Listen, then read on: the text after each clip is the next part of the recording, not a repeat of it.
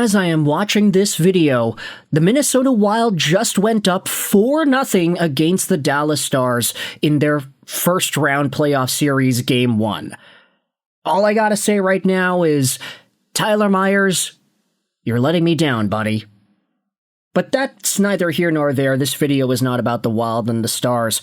Instead, we're talking about the Vancouver Canucks, and what was written and posted about by Elliotte Friedman, as well as Thomas Drance, in regards to the latest on Vancouver's general manager search. We've got some unexpected names and some frontrunners to dive into. So with that said, let's ignore Quinn Hughes and his team being up so much in this Game 1, and head over to 32 Thoughts from earlier this morning. Can Connor Hellebuyck and the Jets get back on track?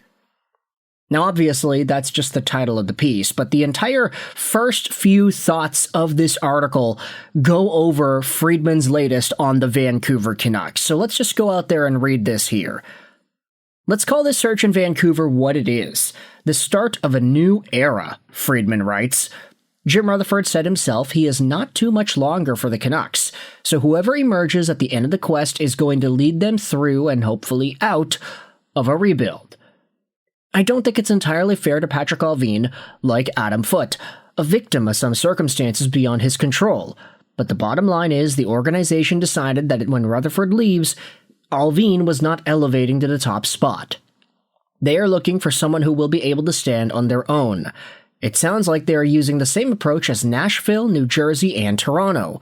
Identify the person you want, then build around them, especially if you need a Tom Hagen-style consigliere. It's early, but you won't be surprised to hear word is seeping out the Canucks consider experience in a rebuild valuable. What were the successes, what to avoid, how long did it take, etc. They are going to be very interested in those options. Number 2.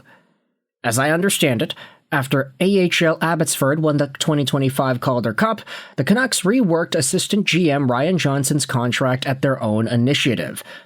As part of that, they asked for recognition he was locked in, because he is a true up-and-comer, and they knew others would come chasing.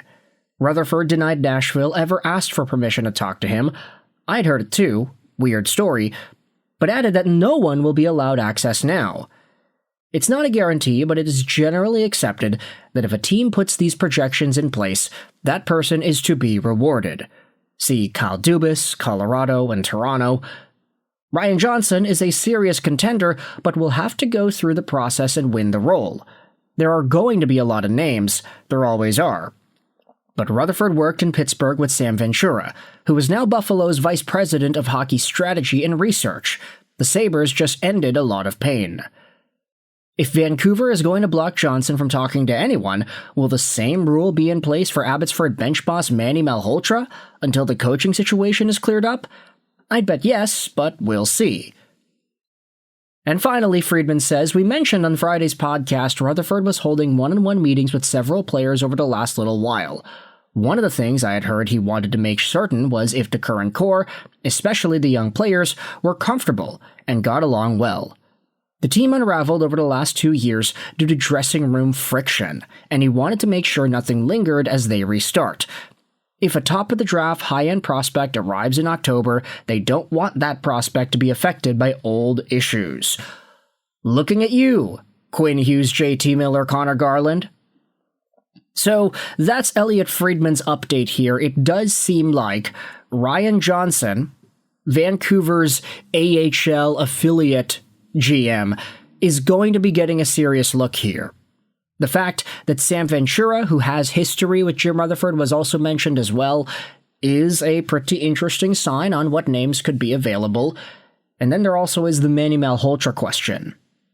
But that said, let's head over onto Thomas Drance of The Athletic's piece inside the start of Vancouver's Canucks GM search and what he is hearing about 10 different candidates. Now, this is on The Athletic, so it's behind a paywall, but Canucks News Summaries, big shout out over to them. They went out there and summarized all of the names that Drance wrote about. So this will give us a pretty interesting first look as to which names could be available.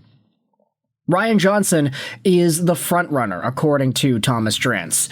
Jim Rutherford will cast a wider net, as the Canucks are looking for someone with integrity, communication skills, and a deep understanding of the rebuild process and where the Canucks are with it.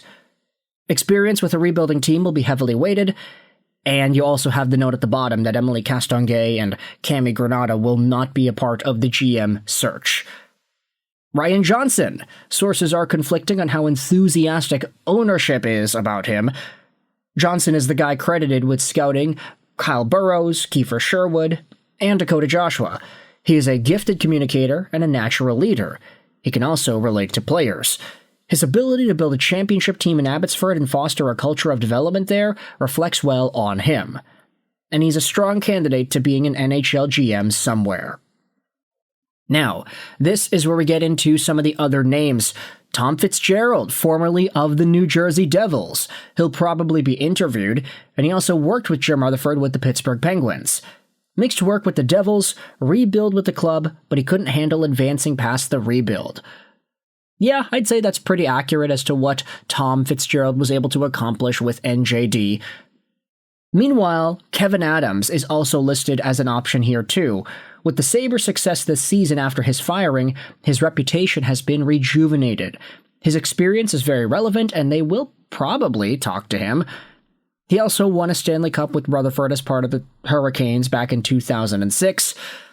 And while it's true, I think a lot of fans would immediately scoff at the idea of Kevyn Adams coming over to Vancouver, the fact is, he built the Buffalo team that's doing as well as they are right now, and he just wasn't around to see the success of that team take place. It certainly reflects a lot better on him that Buffalo is a lot better now, but still, we'll wait and see. Now this is where we dive into some even more interesting names. Roberto Luongo, who is currently a special advisor to the GM in Florida. He oversees goalie stuff, Drance writes. Roberto has a special appreciation for the intelligence and passion of Canucks fans, but he also has deep ties to South Florida. It's a long shot that he would move back to Canada. Yeah, that makes sense. I'm honestly not too surprised that Roberto Luongo would be more interested in staying in Florida than potentially coming over to Vancouver and being a GM. We all know that he would be well appreciated, but the question is, does he have the sauce to be a general manager at this time? There also are conversations on Ron Francis. Sam Ventura is also mentioned over here, so there you go, some of the same names. And then you have Jeff Tambellini, talked about here at the bottom, a dark horse candidate who is currently the Tampa Bay Lightning's assistant GM. He has coaching, player development, and scouting experience, and he also played for the Canucks back in 2011. Replaced Matthew Darche in Tampa when Darche went to the Islanders. Tambellini is well-rounded, smart, and brings significant local connections. He is very familiar with the Vancouver market. And finally, we have Mark Bergevin, Derek Clancy, as well as Jason Spezza, written about at the bottom over here. If you want to get more of an insight on these names, then I'd highly recommend you go out there and check out the article, or just Canucks News Summaries' summary about the entire matter. But these are some really interesting conversations to have for Vancouver's next GM. Jim Rutherford has some work to do, whether it's Ryan Johnson, Roberto Luongo, or whomever else. It does seem like, according to Friedman and Drance, there are some names that have risen to the top of the umbrella in terms of who is more likely to get it. I'm looking at you, Ryan Johnson. With that said, let me know your thoughts in the comment section below. How do you feel about this Canucks update and their general managing search update? Articles will be linked in the description. Who do you think is the most appropriate man for the job? I hope you enjoyed this video. 9 and bye.